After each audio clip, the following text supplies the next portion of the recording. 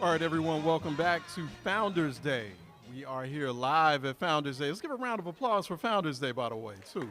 All right. Excuse me, I was about to, and then thank you so much for that. Give a round of applause for the legacy, the memory of Dr. Walter P. Lomax, who made this possible. He made our founder, WURD's founder, made this possible, Dr. Lomax. And that's what we're celebrating today, and we're also celebrating everyone here at WURD. We're celebrating the WURD family, the Forward family. Give a round of applause for the Forward family. Right, that's right.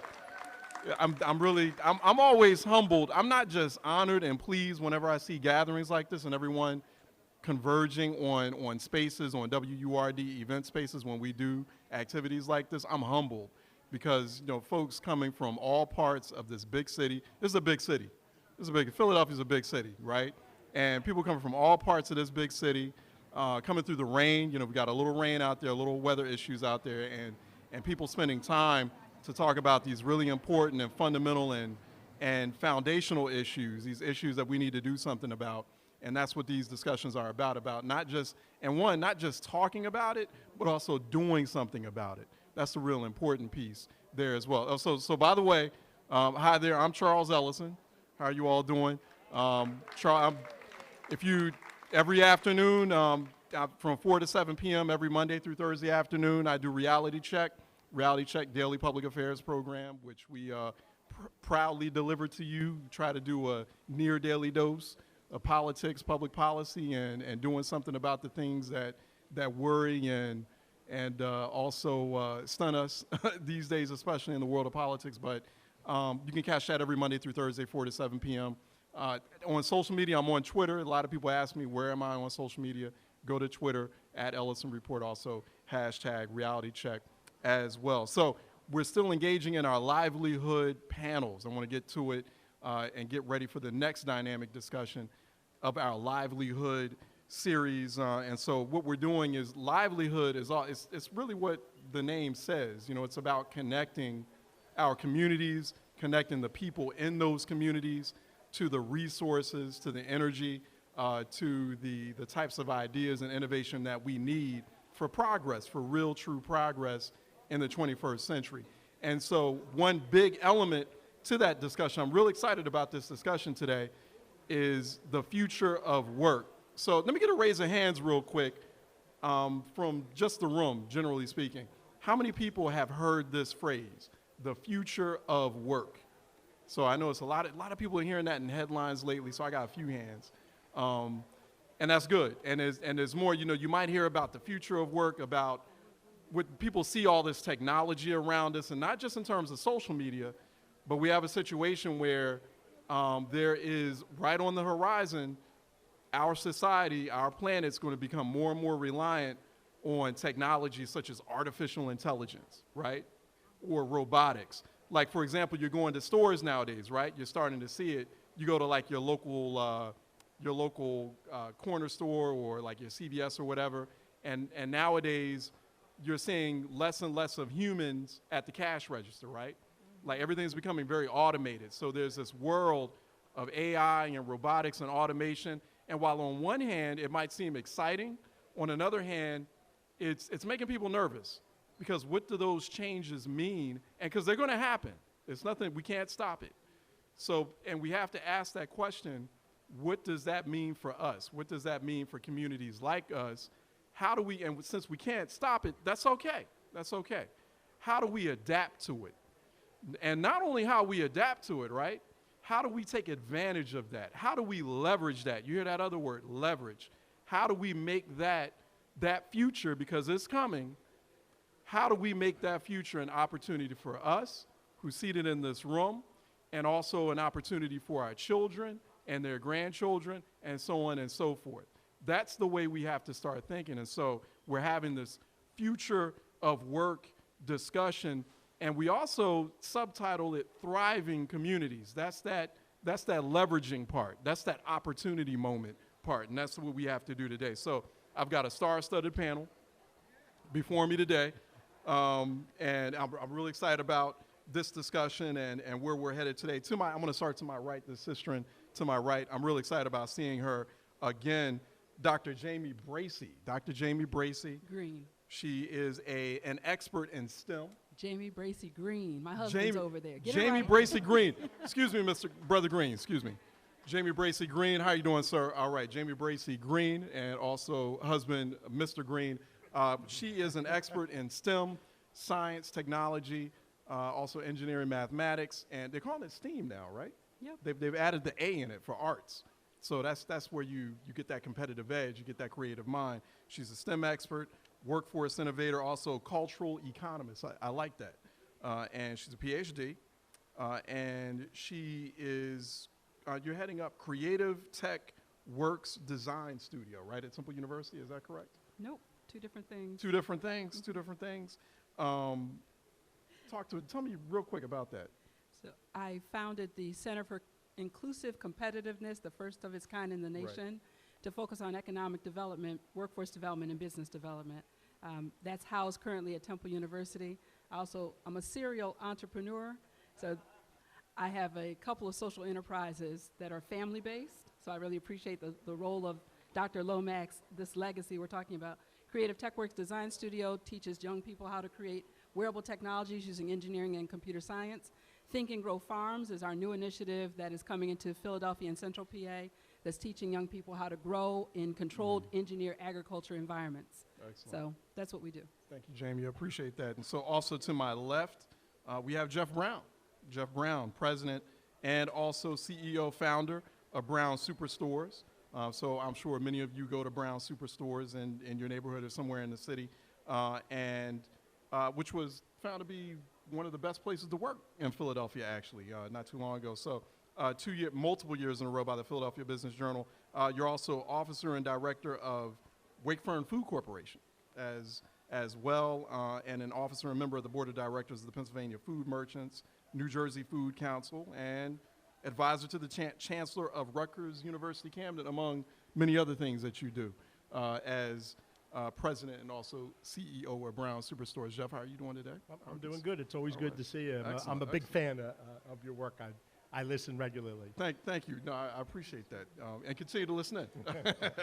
Also, I'm going to go to Chekemma Townsend, is executive director of the Philadelphia Youth Network. Also, formerly in the, so you were honored by the Obama administration as a White House Champion of Change, yes. Right? What is that? What is a White House Champion of Change? Sorry. The White House Champion of Change is an award that the Obama administration started for national excellence in specific areas. I was awarded the award for summer and youth employment, but they had like a award for different areas of social sector. Excellent. It was an honor. It was not. I would imagine so. Right. All right. Also, Dr. Guy Generals. Many of you probably know Dr. Guy Generals because he heads the school literally, it's like across the street. He's president of the Community College of Philadelphia. He's the 6th president of the Community College of Philadelphia. And previously, you served as the vice president for academic affairs at Mercer County Community College in New Jersey, so which I didn't know until just a few moments ago. So he also joins us on the panel, obviously. So we've got it all kind of covered here. We've got different elements of that future of work discussion. I'm going to start with Jamie. I want to start with you and then I want to go through all the panelists here on that term, that phrase we hear, future of work. And so what does that mean to you? What does future of work mean to you, and should we be afraid of it? The future of work is not something to fear, but it's certainly something to be very, very, very aware of, because as of 2014, the United States became a majority minority district, i.e. 56% of children in kindergarten through 12th grade are now black and brown children. They're also least likely to have been trained and prepared educationally, which is why it's so important that Dr. Guy is here, to learn about the technologies that are required to sustain a ShopRite, because there's an extraordinary infrastructure of technology that goes behind some of these what we think are simple jobs. And so I think the future of work, on the one hand, we're looking at the largest population and demographic of children who are underprepared for the technologies that are coming down the pike. I think that AI is something that in the engineering field we're very, very cognizant of, but we're also very clear. Artificial intelligence requires human beings to control it if we're going to manage our future. So I think that it's an exciting time, but it's also time to be very, very all in on the educational component and the opportunities for us to build businesses and young people who understand how to work with these technologies. You know, the thing too, Jeff, is that that future of work discussion, that discussion about the rapid technological advancements on the horizon, it's a very unnerving conversation because it's very sophisticated and complex. So one, I'm real curious if you feel like, you know, particularly as a business owner, if you feel like we're having the right kind or the kind of accessible future of work discussion that we need, and how does a business like yours prepare for that? So I think there's a lot of opportunity, especially for people of color, to do well in this environment. And I think when you talk about the future of work, what it should bring to mind is, what do I need to plan to be able to do to be successful in the future? And the AI conversation is interesting because you think of computers taking over the world and us working for them. And that's not really what's happening. The kind of technology we're seeing in our business, in our industry, is really aiding people to do less backbreaking work, aiding people to make more accurate decision support. And so what happens is the employees I used to have really didn't need to be as technology capable because technology wasn't involved in their job. But today, almost every job involves technology. And so our employees need to feel comfortable with the technology, and our customers need to understand that we have not found that this reduces the number of employees we have. We found that it just changes the kind of work that you do. And so a lot of times customers will come in the store and say, I'm not comfortable using self-checkout because I believe I'm eliminating someone's job. But you know, I've been in the business a long time. My family's been in the business a long time. And there's been a steady increase in the number of employees per supermarket. Okay. Steady increase, even though we use all these technologies, because when you have a new technology, it enables you to do more for your customers, and then you do more business, you have more jobs. The jobs are different jobs. And so I think things are going well. There might be something to be afraid of, but it really has not advanced, which is, you know, computers taking over for us completely. There's really been very little progress in that. Most of the things I see aid humans in doing a better job. Chekemma, so you're dealing with young people all the time, and so we've actually gotten to a point where millennials have matured. They're no longer young people, so they're in the older people and hopefully tax-paying class, right? So now it's Generation Z. So how do you manage those expectations and dreams and aspirations in the context of a lot of those technological changes that we're talking about, like artificial intelligence, robot, because that's going to become more and more of reality. So for us, it was the information superhighway, right? Well, at least I'm going to show in Gen X, right, and those before us. But for them, it's not, the information superhighway is analog now. For them, it's something complete, it's all science fiction almost, right? How do you manage that? So I have the pleasure of leading the Philadelphia Youth Network, and actually have 4 generations in the workplace under my command, including Gen Z, because when young people have summer youth employment jobs, they actually become my employees. So I go from having 55 employees to having 8,055 employees in a year very quickly. And I would say that one of the things that we see different is also the culture that they're bringing into the workplace. They have a lot of energy, a lot of innovation, a lot of new ideas, but they also still need guidance, practical wisdom.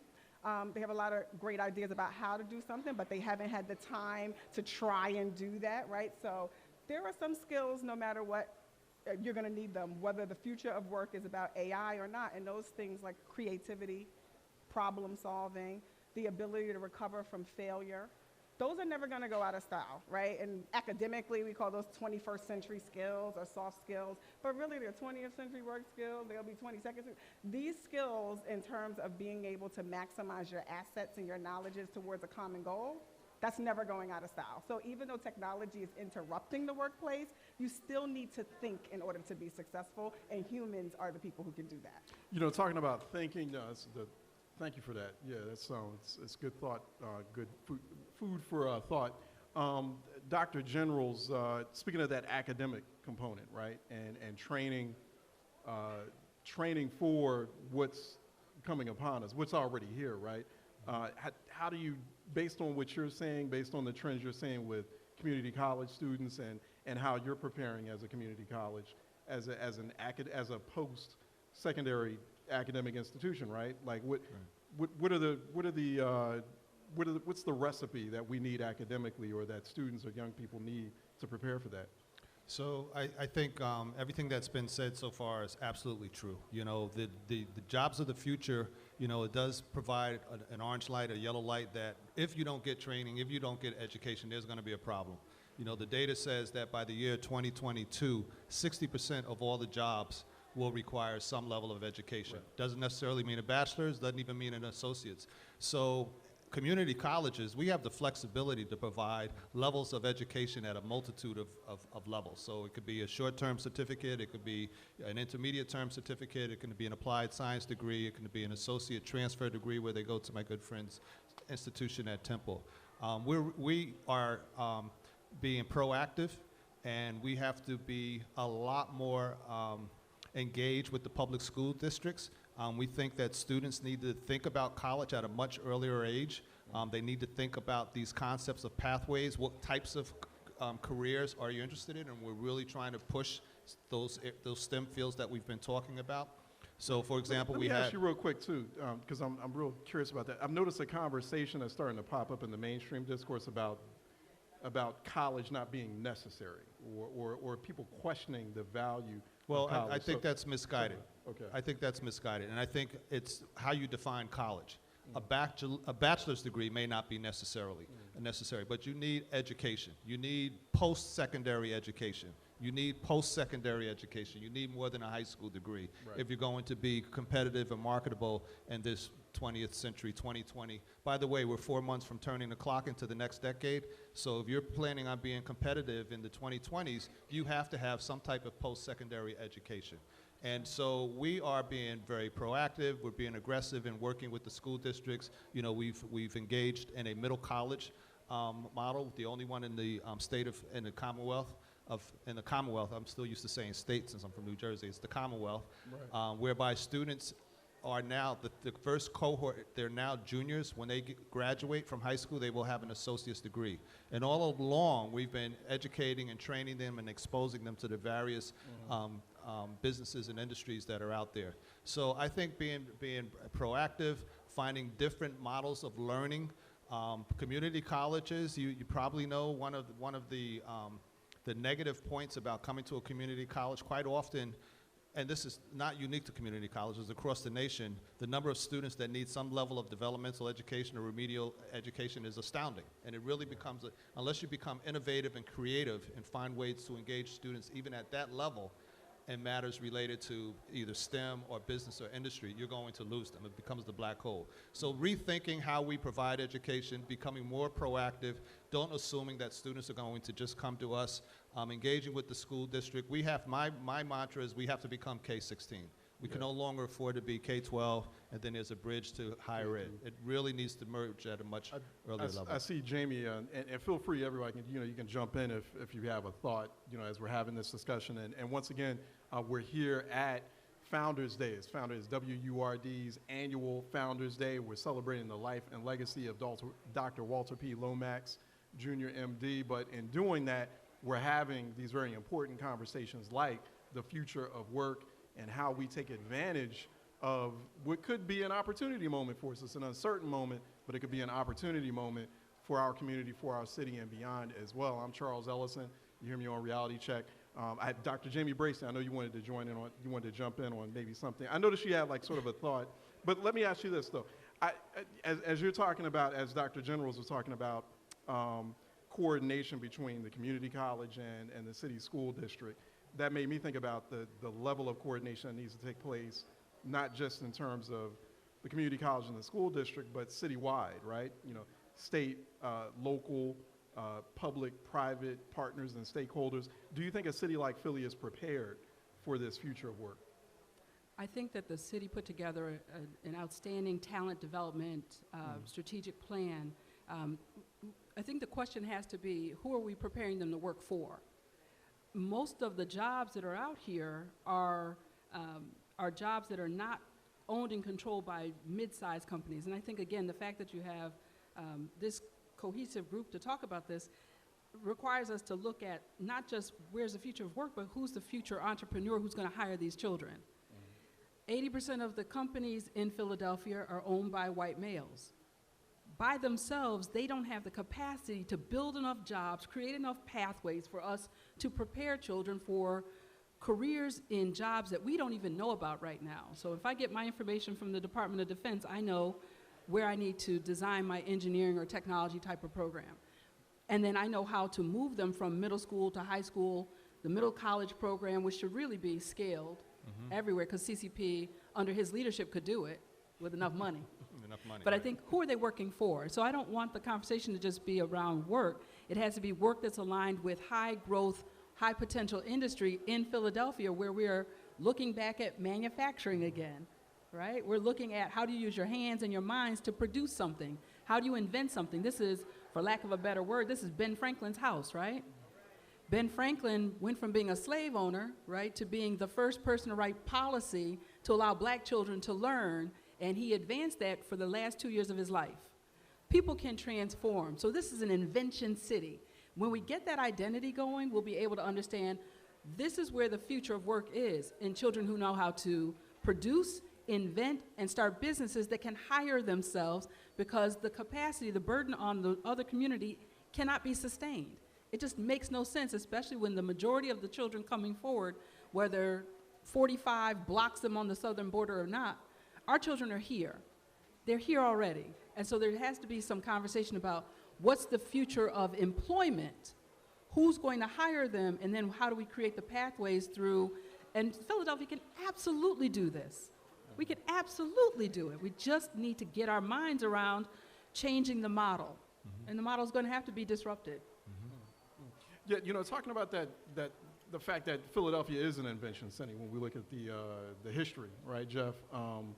But I do want to get your thoughts too, as a business owner, a major business owner here in Philadelphia, and so you were just saying you were kind of optimistic about the technology that you're using. You're like, it hasn't reduced the number of jobs and the number of people or personnel that I need for my business and for my business to grow. It's complemented that workforce, but you know, obviously you've got to at times partner with the city. You've got to partner with policymakers to help your business grow, to create that right climate.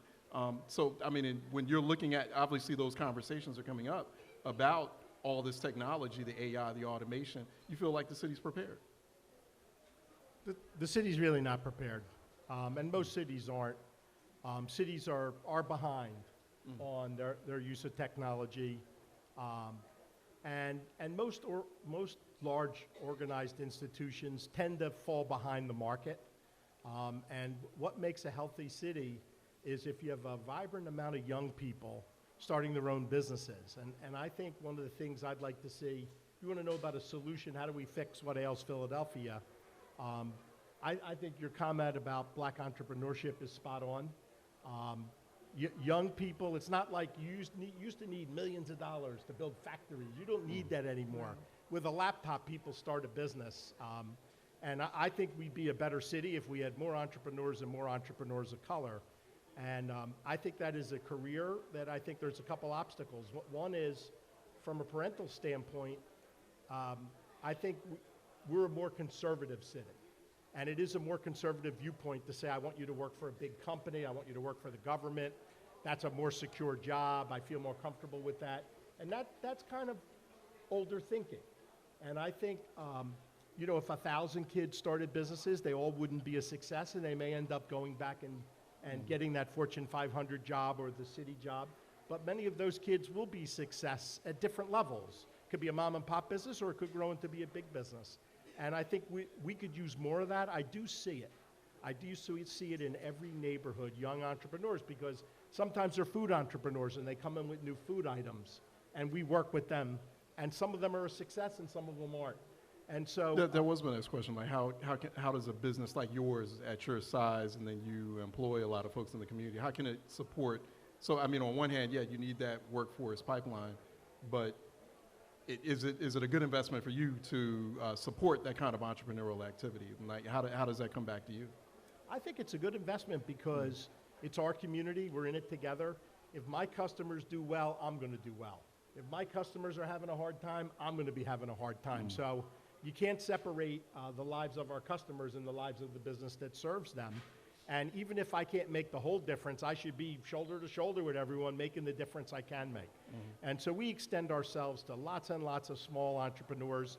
And to be honest, there's not 100% success when you start a business. Some people succeed and some people don't. But if you're a young person and you fail, you can get back up and try it again. Or you can go for that job if you want to. And I think we should take more risks in that area, and businesses should work with young people, try to help them, mentor them. And Go ahead, Chekemma. So at the Philadelphia Youth Network, we actually have an entrepreneurship model where we're teaching young people the process of taking an idea and turning that into a business. And we're seeing, thank you, and we're seeing that young people have the capacity to not only understand the skills, but I think when they see how viable their product could be or their service could be, that job creation is incredibly important to sustain this future of work conversation. And I'll give you a small example. I have a daughter. My daughter at 10 years old, 11 years old, wanted me to buy her bath bombs. If you're not familiar with bath bombs, I can tell you about that afterwards. But she wanted me to take her to a store where the bath bomb cost $10. And like I grew up where like the dollar store soap was like exciting. So I was like, you're not getting no $10 bath products. That's not happening. And within an hour, she went on YouTube. She watched several videos. She came back to me and she said, can you take me to the dollar store? I said, for what? She said, I need baking soda. I need Epsom salt.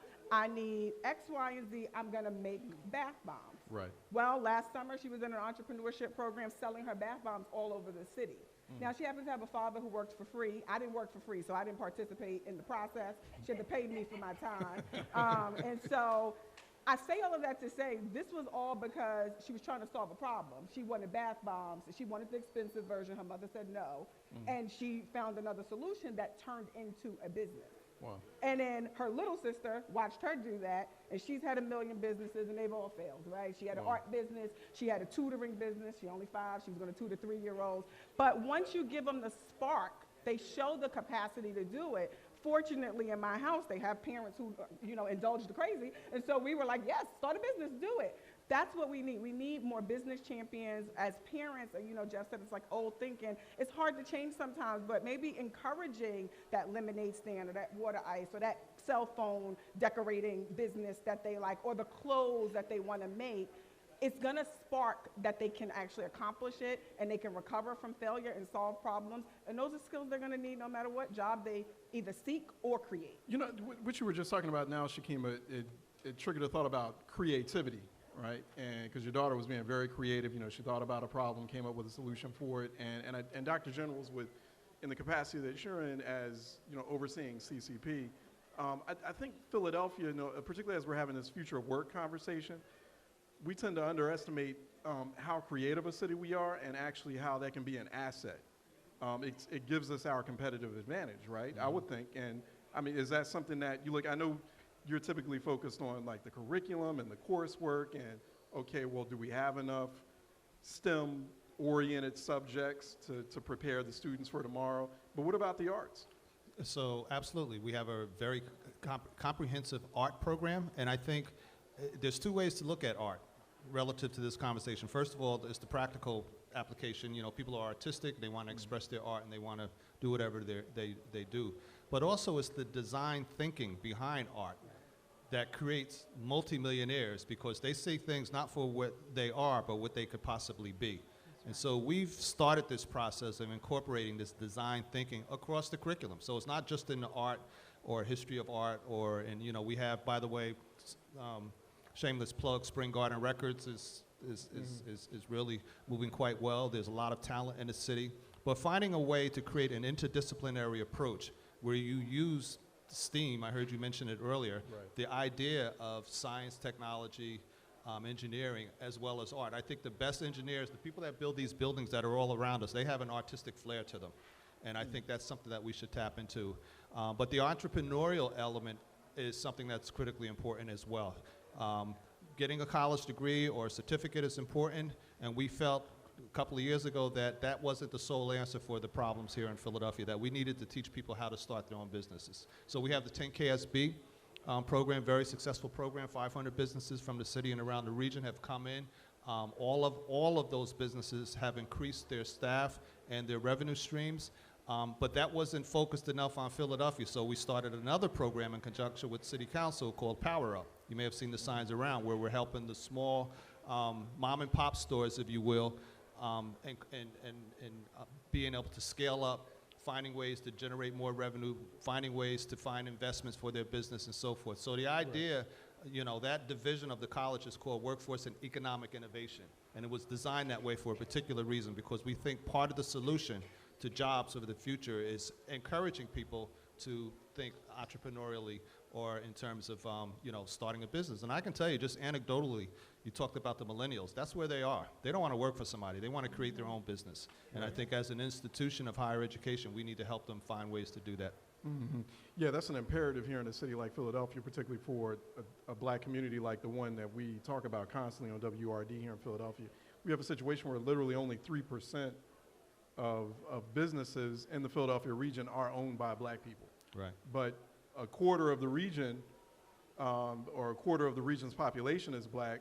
Nearly half the city's population is black. So that's obviously, that's daunting. Right. You know, so that's a big hill to climb. Jamie, and thinking of that business development, thinking about industries to get into, right? There's a lot of emerging industries. Like a lot of people now are talking about the cannabis industry, right? Because that's talking about in Pennsylvania, right? Going either medicinal or full recreational, what have you. And people are excited about that because it's big money. And then and in Pennsylvania there's gambling, right? There's the not just the emergence, the growth, the expansion of that. So how do we adapt to or see about taking advantage of those emerging industries or jumping into those emerging industries in the context of all this technology? Because with like gambling, that's becoming more and more automated, right? With cannabis, that's also something in terms of the production and delivery mechanisms, right? And then, you know, you have like technology with the use of vaping or whatever. So, and I'm agnostic when it comes to the cannabis thing, but I just want to kind of get your take on that, you know, jumping into those emerging industries while also trying to handle or manage AI, robotics, automation. So I serve on Governor Wolf's advisory team for small, diverse and inclusive business growth for the Commonwealth. And we just put together, and I serve on that council representing the Black Women's Leadership Council for Pennsylvania. Mm-hmm. And so under the Black Women's Leadership Council, black women own 60+% of the businesses in the black community across the United States. Most of those businesses are small, single employee, you know, we're hustling for ourselves and for our families. What I advised, we put together a resolution that was accepted for a $5 million equity investment fund for deep technical assistance to realign our businesses with high growth opportunities that are in, for me, STEAM A is agriculture. And there's a lot of technology that's embedded in urban agriculture. And so we're looking at how do you realign our businesses to be able to provide job growth and development. In this conversation, I don't want to lose track of what our sister friend was saying on the end. Mm-hmm. It is an intergenerational family transmission of knowledge that produces young people who are comfortable starting their own businesses. My sons learned from me how to hustle. I know you're multiple generations. There's absolutely no reason why we can't use YouTube University to teach our children a Saturday academy like they used to do on Saturdays, how to start and run a business and how to get out there and legally hustle, because too many of them are illegally, which gets me to this issue around cannabis and cannabinoids. I traveled to Portland, Oregon last week on Monday, spent 3 days at the Global Industrial Hemp Council meeting to understand this plant that is the cousin to cannabis, but which offers much more opportunity for the black community to get involved in than cannabis ever will. Industrial hemp was grown here 100 years ago. It is a plant that can feed people, can be used in manufacturing drywall and concrete, and can also be used with its CBD content for relieving pain.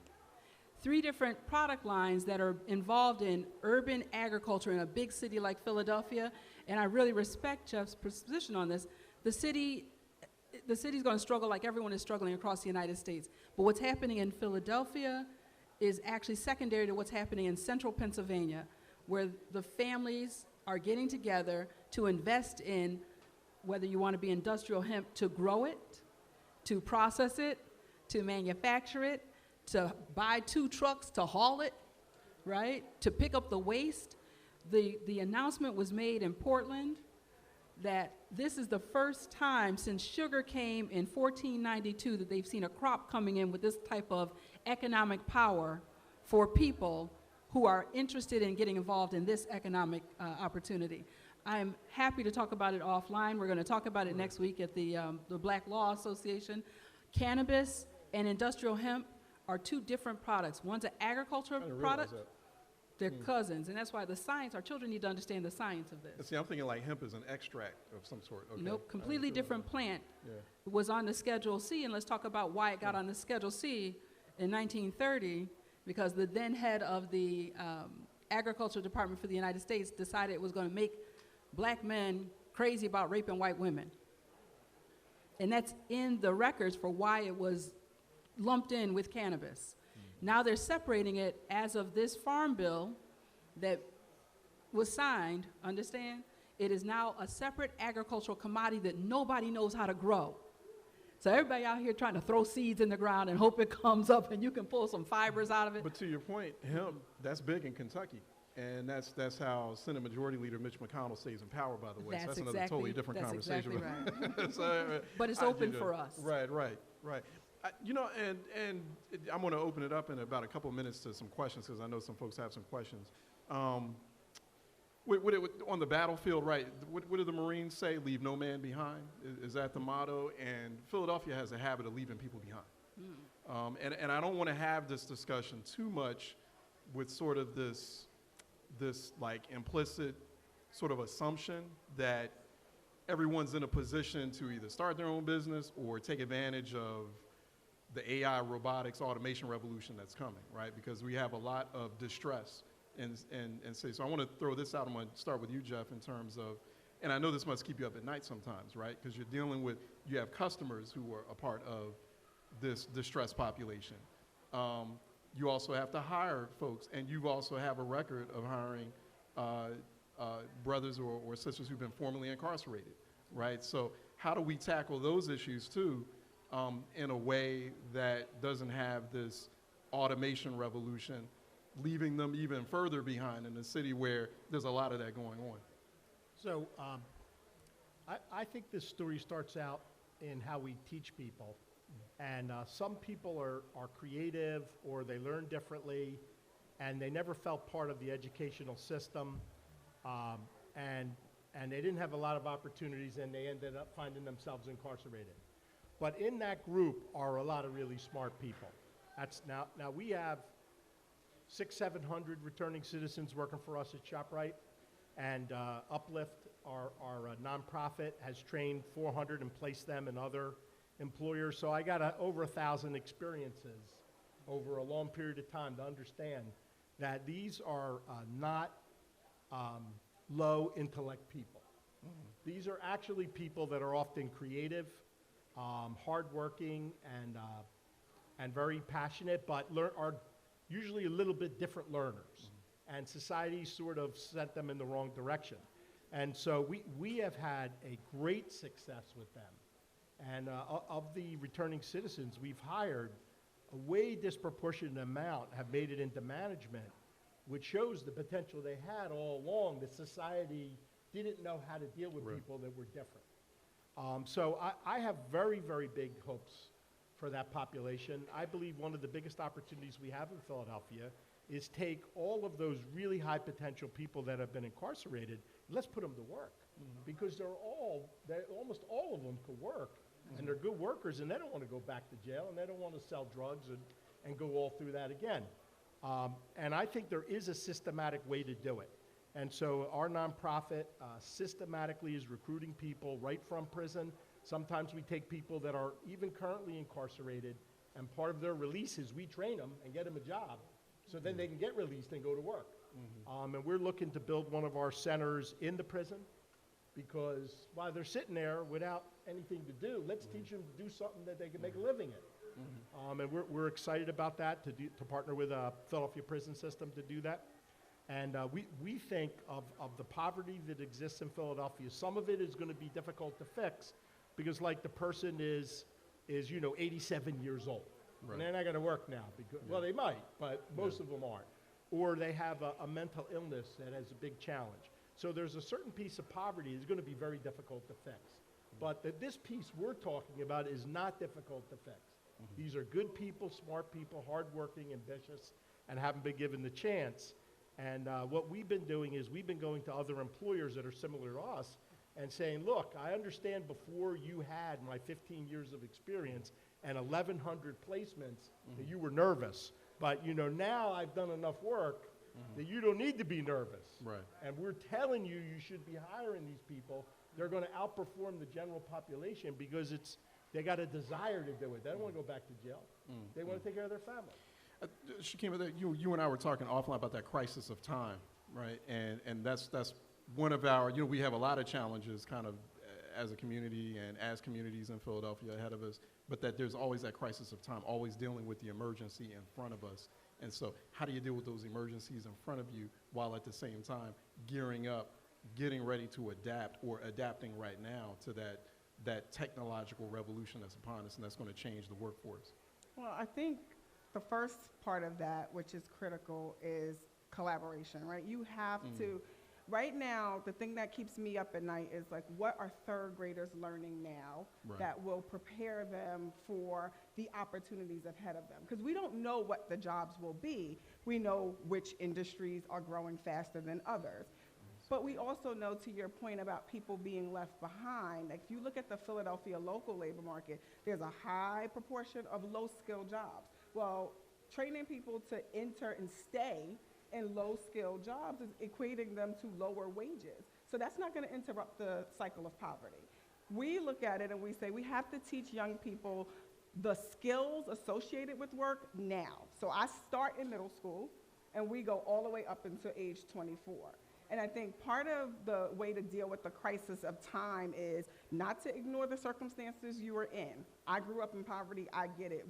That day-to-day is a real barrier. But you also have to be able to see what is it that I want in my future and be willing to make some choices that will help you better position yourself. In my family generation, I'm a cycle breaker, right? But I tell young people all the time, I'm one step away. My grandmother still lives in the projects. My mother lives in the projects. I'm no different from the young people, but I had opportunities. I was introduced with people like Jeff, who gets it, right? He believes, he helps you out. We have to surround young people with those kinds of adults who are going to pour into them, who are going to give them the opportunity.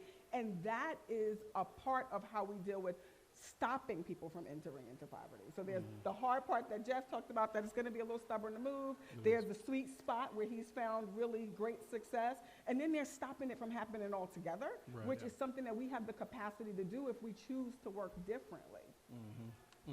Yeah, that collaboration piece is important. One thing about Philly, we are I think we're naturally collaborative.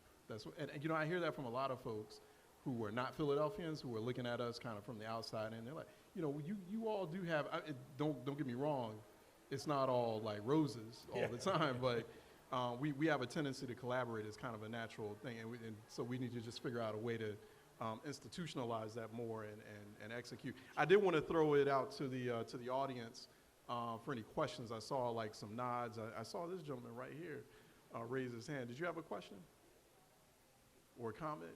I'm getting started to work. You brought up something. Right. I read a while ago. I don't remember what journal it was. Right. Right me wrong, right? You said hemp, cannabis,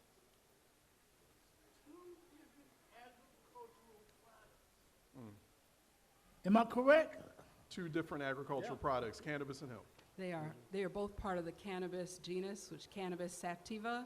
The one that has a lower CBD or has no THC, the one that can't get you high, is industrial hemp that's used for That's the manufacturing. industrial hemp. I was aware of that one. And when you brought it up, I'm like, I read that somewhere.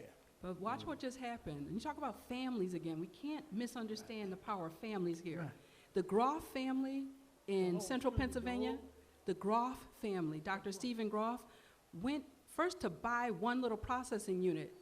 It was 1.1 million. By the time he understood the high growth opportunity that's coming to the United States because of McConnell, what he did do is went up and bought majority interest in the company in Canada to bring the manufacturing plant to Pennsylvania so that Pennsylvania can compete in this entire thing. He was inspired by his millennial son to get involved in this, leave the cannabis alone because we can't all afford dispensaries and licenses and that, but we can figure out ways to start small companies inside urban centers, and that's what I'm being asked to do in Pennsylvania. And so I think industrial hemp, it is the cousin to this other one, but it does not get you high. But it's still, in some cases, you have to be very careful that the seeds don't go hot. Right, when you said the active ingredient in the other plant, I know about that, THC. right? And you said hemp, it doesn't get you high. I remember hemp used to be used, if I'm correct me if I'm wrong, hemp was used for a fabric. Right. Right. Fabric, paper, Right. you name it. I had it in my cereal. multiple uses. I just ate some hemp I did. I had seeds. some granola cereal and it had hemp, and I was like, oh, okay. And But see, I didn't know they were separate, so I was like, I I hope knew I'm they not going was to get high separate. here, like eating this hemp I cereal. knew they were separate because I had a debate, it was a while ago. It wasn't a debate, it was a discussion with this tremendous panel here. Thank y'all. And I'm like, well, she just touched on that. I said, oh, it rejuvenated in my database. We do know where some of the fastest growing enterprises are in the Commonwealth. It has to do with food, energy, water. I'm glad you just said energy. And Dr. Generals, I want to throw this at you because I'm hoping I'd like to get a little bit of input from the panel on this. When I personally think about the future of work, I also think about the future of the planet. I think about the future of the environment. If you listen to Reality Check, we talk a lot about the environment. Yeah. The environment, it's a #1 priority issue for Black people. That's right. Like we should be leaders in anything that's dealing with the environment because we are the most impacted by the changes that are taking place. And like, for example, climate crisis. We're on the front lines of that. And so thinking about the future of work in terms of the situation that we're going through as a planet, air quality, water quality issues, there's a lot of stress there, but there's also a lot of opportunity, right? It's like the city wants to be more renewable energy or clean energy focused or driven by a certain period of time. And Dr. General, talk a little bit about that. In our science department, through our biology and chemistry and integrated biology and chemistry, we're doing hydroponics, and we're showing students how to do urban gardening and agriculture. In February of 2020, we will be breaking ground for a career and technical center out in West Philly on 48th Street and Market. Right now we have Autotech. Autotech is a misnomer for the industry now because you know it's about autonomous cars, alternative energies, and the like. And so the alternative energies component of that will be about teaching our students how to work within that industry to deal with non-carbon, non-oil type products. And then it's infused throughout the rest of the curriculum as well. You know, we know that environmental terrorism and environmental issues that affect the planet are largely placed in large urban areas that are surrounded by Black and brown people. I mean, the statistics are astounding. The number of areas, you probably woke up this morning and heard about what's going on in Flint, where raw sewage is going into the into the main water line. They've already just come off of an incredible crisis. Right. From North Jersey and Newark, New Jersey, they have rusting pipes, and so they're going through a similar situation where the rust is in the drinking water, and so they're giving out 16 bottles of water to the entire city. And this is happening across the United States. So yes, it is environmental, but it is also environmental racism as well, because a lot of the infrastructure that's built, first of all, it's incredibly old. I mean, incredibly old, and usually old infrastructures are in places of largely black and brown people. And so the final point I want to make is the importance, especially with a community college, to have a social justice agenda. It's not just about, prison reform and, some of the sort of top headline things. It also has to do with environmental racism, environmental injustices and inequities. And so we teach that, and we encourage our students to go out and be active participants in the voting process, and to be mindful of those who are cognizant of the fact that that's a real issue now. It's not a bottom line issue. Thank you for that. And Jeff, particularly you as the owner of a grocery store or a chain of grocery stores, right? Those environmental climate crisis issues. I was just having this discussion yesterday during our EcoWord Food Lab on Reality Check.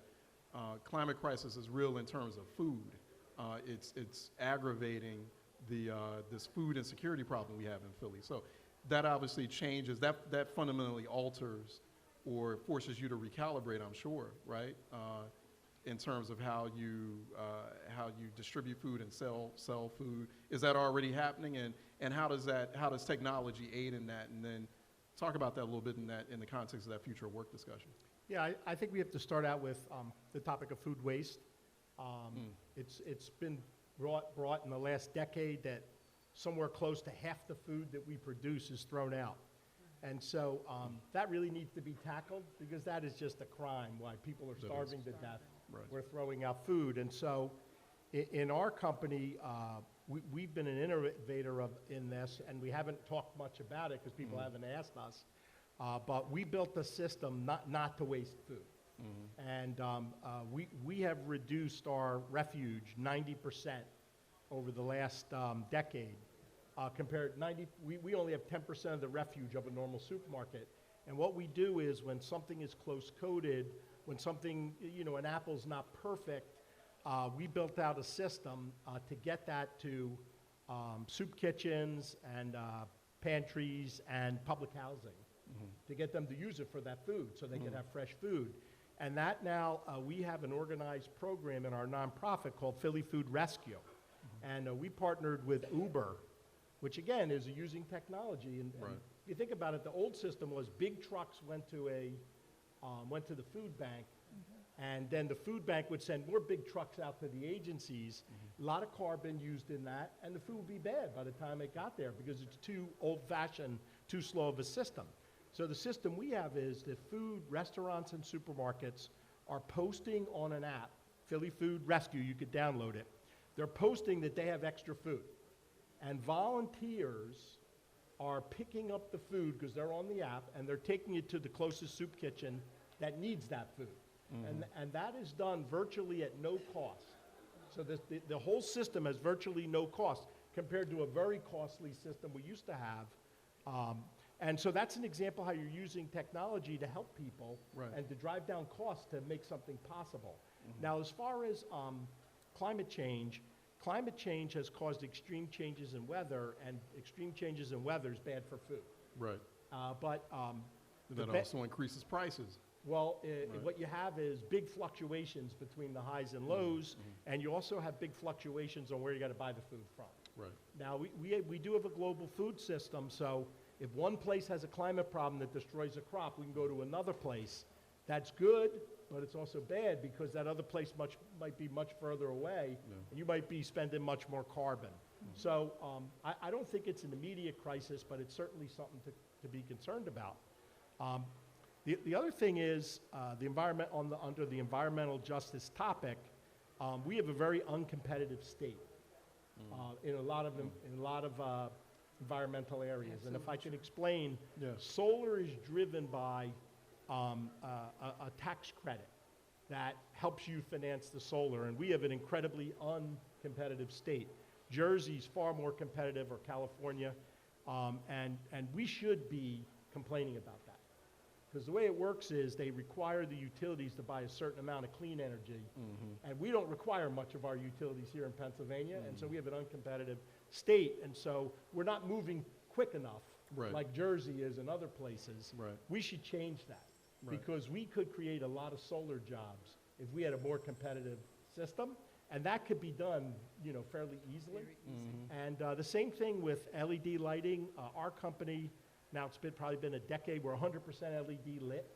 And we spend about 85%, 90% less on lighting than we used to on the energy. Right. Because LED uses so much less energy.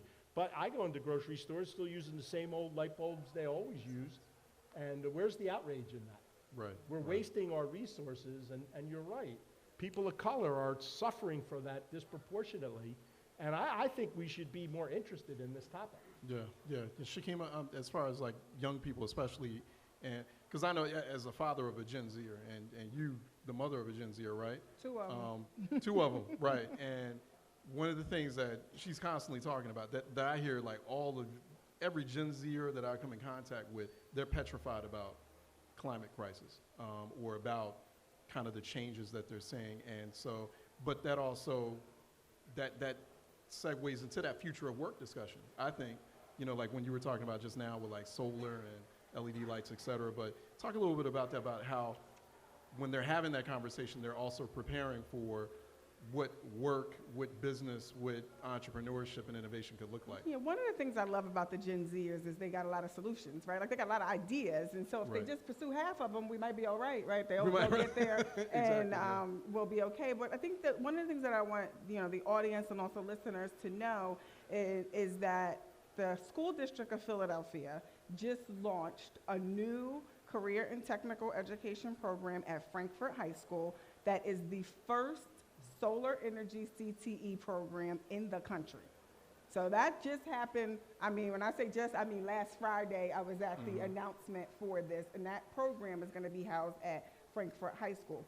Pico and Lincoln High School have a program. So both businesses and schools are starting to make really unique partnerships, similar to the same way the innovation of a middle college, where the training, the technology, they're introducing what young people need to learn to both teachers and young people in a real practical way.